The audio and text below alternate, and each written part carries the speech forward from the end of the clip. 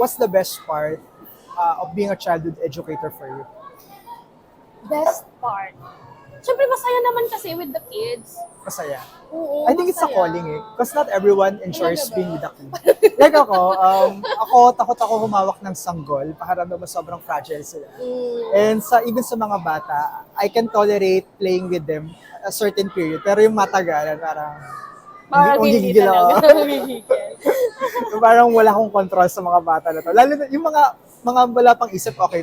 Pero may mga isip na, tapos ang kulit. Ibalik sa magulang Ibalik yan. sa magulang. Tama naman, True, tama true. naman. Yeah. So sa'yo, what's the best part? Is it something fulfilling for you whenever Oo you're naman. teaching Kasi, children? okay, let's say And for you're molding example, them.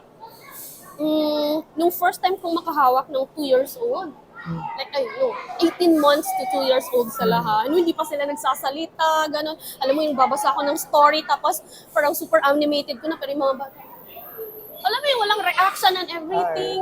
Tapos iyak-iyak sila, and then after a few months, makikita mo na sila, parang sasalita na, yung mga gano'n, tapos sasayaw-sayaw na din, kasi dati parang baliw ka, sayaw-sayaw. I see. So Parang you're pag nakita witnessing mo the development. yung progress. Oh, that's Tapos ito pa good. one time na nangyari na, yung mga yung mga bagets na yun, 2 years old sila. Tapos after ilang years, nung naging 6 years old sila yung naging estudyante ko. Oh.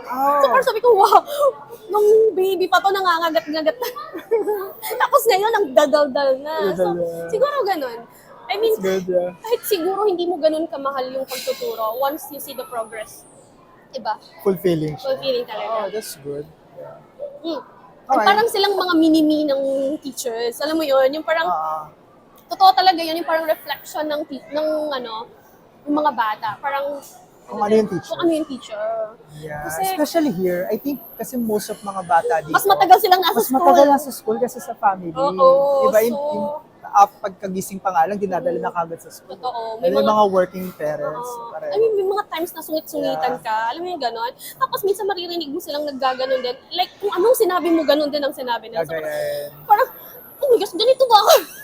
They will imitate. Oo, they will imitate. Pero kung yung mga nice naman yung pinakita mo, tapos ganun din gagawin nila, syempre, you will be proud.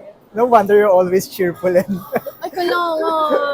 kasi yun yung kailangan Baka ma-observe ng naman mga may bata. notion na laging kailangan masaya. Hindi laging masaya. Hindi laging masaya. Pero I think kahit saan naman siguro. To watch the full episode, just go to Spotify, Apple Podcasts, and YouTube. Just search Bienterview. Also, do follow me on all the social media platforms. Just search Bienvenido Marquez Baxal or Bien Viajero. It will truly help the channel grow. Thank you.